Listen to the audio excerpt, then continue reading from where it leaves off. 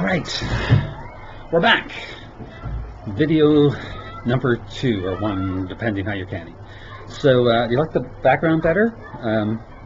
It's better than the first one, right? There's a beach down there. If you can see that, there's a beach down there. There's kids playing on the beach, and there's water lapping on the beach. And I, don't know how much noise that's going to actually make. It seems loud to me. I don't know if the speaker's picking it up or not. So we'll see how this goes. All right. So today, what we're going to talk about is intelligence, right? So the title that I've given the series now, I think I'm sticking with, elegant as it is, IQ, society, and the liberal tradition. I changed it from liberty to liberal tradition. There's a reason for that. We won't talk about that today. But that first term, IQ. So I chose that term because it's a term that pretty much everyone recognizes, and pretty much everyone has a sense of what it means. They understand that it's connected to certain kinds of tests, and I think at least some people understand that that there's a certain controversy around the term and the tests that measure it, this sort of thing, right? So from a marketing point of view, it seemed to make sense to use that term. But in fact of the matter, if I was being rigorous, conceptually rigorous, what I would have used instead was just the letter G. And that's what I want to start to get a little bit of a handle on in this video today. So we understand that an IQ is a measure of how well people do at these IQ tests, or different kinds of tests. I don't always call IQ tests, but effectively that's what they are, right? And within these tests, there's certain abilities that are being tested for, and they can usually be siloed or organized into little bundles or something, right? So you have tests for reasoning, for memory, language, processing speed, spatial ability, or the ability to manipulate objects spatially in one's mind, these kind of things, right? So you have these little bundles of skills that these tests are testing for. Now, when all this first started, a lot of people assumed, and even up to today, a lot of people still continue to assume, and some people indeed continue to emphatically insist, as a point I'll get to toward at the end of this video, that to do well in one area is no reflection upon one's ability to do well in other areas of these bundles of skills. And at least from the start, that would not have seemed like an unreasonable assumption, right? Why would you assume anything else, right? People have different abilities. That would seem to be a logical, perfectly reasonable assumption to make. However, it turned out not to be true. And very early in this process, a British psychologist named Charles Spearman actually recognized that people who did well in one skill area, right, people who had a high score in one bundle of skills, say memory or spatial manipulation or whatever, tended to also do well on the other skill areas. So I say this was not expected. And this generalized ability for people to score similarly across the different skill areas gave rise to the idea of what we call now general intelligence, or G for short. So, as I say, this is something that was not anticipated in the beginning, and it's something that remains contested. I wouldn't say controversial, because it seems to me, again, this is early in my process, but from the reading I've done in the early going here, it seems pretty clear that this is not something that's really open to be contested if you actually know the research, the evidence. This is what it's seeming to me. But we'll get into it in more depth as we go on. But then, so this discovery of G, of this general intelligence, kind of changes the landscape for how we think about intelligence. Now, this discovery of G is something that has been replicated continually in studies throughout the 20th century.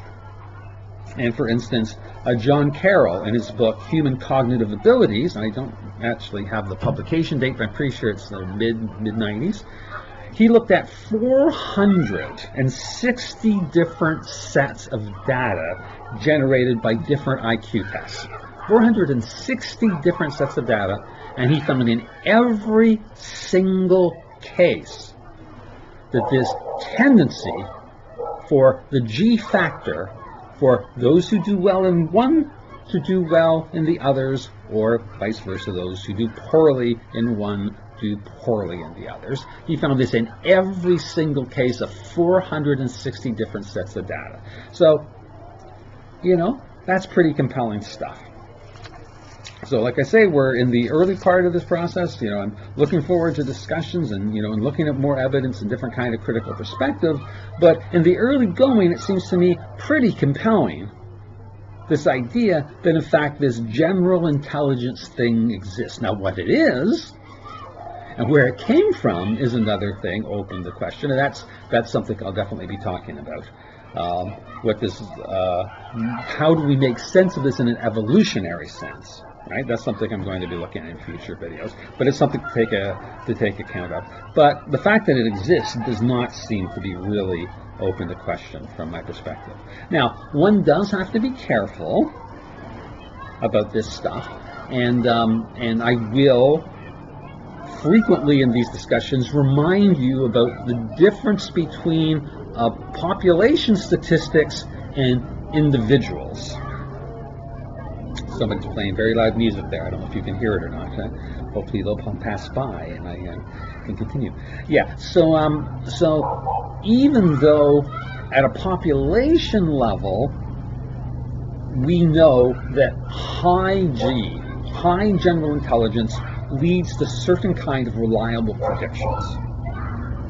Yeah, if you your level of intelligence, your level of G will be highly correlated with predictions, or have highly correlated predictions about things like your educational achievements, workplace performance, income, lifetime health, longevity. All these things will all be affected by your general intelligence. Now, it doesn't. Even though that's true at a statistical level, you have to bear in mind that it's not absolutely guaranteed at any individual level, right? And you know, one obvious thing is that there are going to be other dimensions of personality that mediate one's intelligence. So, you know, we won't try and go into this in huge detail, but it's worth keeping in mind. So something like the Big Five factor model in personality psychology can have an impact on the way that one operates one's intelligence, right? So something like, you know, low conscientiousness, or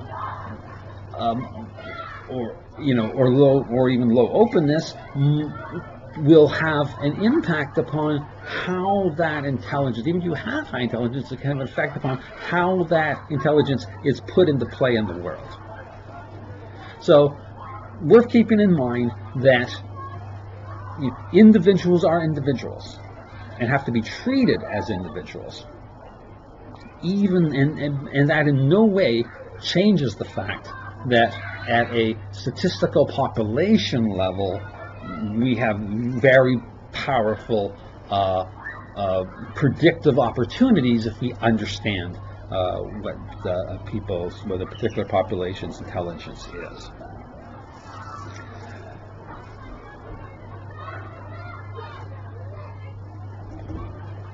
and I mentioned at the start of this video that there continues to be those who insist that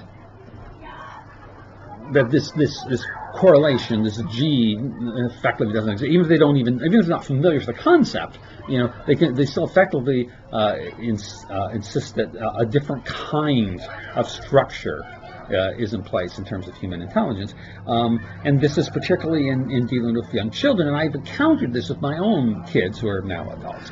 But when they were children, particularly my son, we would send him to these schools. I won't do any names. Whose whole pedagogical philosophy was based on the idea that yes, some children will be stronger in some areas, but weaker in others, and then children who are weak in some areas will be stronger in others, and somehow it all sort of works out, and everyone's kind of equal in some sense. It depends what you mean, right? Because if you're talking about these kind of bundles of skill sets that are tested for by IQ tests, that's not true. And that's a hard thing to say. It's a hard thing to know. If your child is one that has lesser intelligence, and you can understand why people working in this area would be so concerned with the silver lining, with the positive outlook, with seeing the glass half full, right? Because you're dealing with children, and they're so full of of possibility, right? There's so much opportunity. Why would you want to squash that with this sort of dire idea that some people get all the beans and some people don't get so many beans or something, right? I understand that, but as persistent as this way of thinking is in educational theory, again, it just doesn't seem to be the case. And as we'll talk about in future videos, it doesn't appear that there's a whole lot that you can do to change children's IQ. Certainly nutrition, and I think pathogens are definitely things that can really reduce your ability to reach your optimum IQ or your best IQ, and interventions in that area seem as though they can improve development of IQ, but it seems as though it's probably all. But that's stuff that we'll be dealing with in future videos. So that's just that whole thing on educational theory is just sort of a tease or a foreshadowing of what's to come, right? I'm not going to go into social stuff yet. I'm going to lay down the whole business about what IQ is before we get into the social stuff. But that's a tease for you, the kind of thing, the kind of controversy that we'll be talking about as we go on. So that's a first little sample of what we're going to talk about, the kind of things I'm going to do here. I hope you find this interesting. Again, I'm trying to do it in small little bite-sized pieces. If they're too simple, let me know, and I'll try and make them more complicated. If you're finding them difficult, let me know, and I'll try and make them simpler. I'll try to respond. And please do leave comments. I'm going to put these videos in a few different places, and they may not all use the same nomenclature, but I think they'll all have some option to do whatever they're called. They'll have the opportunity to like the video, to share it on social media with other people, and to subscribe to the channel. So if you like what I've done so far, but even more importantly, if you think there's opportunity in this, and you think this could be an interesting and valuable discussion, then by all means, please do that. Please subscribe to the channel. Please like it. Please share it with others who you think might also be interested. But also, please leave some comments, because I would like to have it be a dialogue to some extent. Now, of course, I actually. When I first came up with this, I actually toyed with the idea of calling it the Nazi cuck, right? The Nazi cuck. That's what I was going to call it. But I thought that would be, you have to get the joke. I mean, the thing is, simply talking about IQ and the way that I'm talking about it is going to lead some people on sort of the progressive left to call me a Nazi, right? Because that's what they do when people talk about the kind of things that we're going to be talking about on this video series. But then on the other hand, since I'm going to be so insistent upon trying to look at this material through the lens of the liberal tradition, then these sort of alt-right and ethno-nationalist type are going to call me a cuck, right? That's their term of dismissal. So Nazi cuck, why not? But I decided that was too much of an in-joke, so I kind of call it that. But so the comment section could be a bit of a free fire zone. Where I can, I will moderate the comments so that hopefully it will be a more pleasant experience for you to read and post in the comment section. We can have a civilized discussion, and you can, come away from it not feeling like you need to have a shower or something, which is so often the case with comment sections. So so that's the ambition. So please leave comments. I will, if there's particular theme picks up in the comment section, people want to talk about it, I will certainly respond in the comment section. But if there's something comes up that seems really pressing, or if a lot of people are interested in something, I'll happily make a video about that particular thing, that particular topic. So that's it. That's video number 1, the first sort of substantive content-ish video in the series. Looking forward to it. Hope you find this interesting and want to participate in the conversation. So that's it for now. And I'll leave you with one more shot of that beautiful view behind.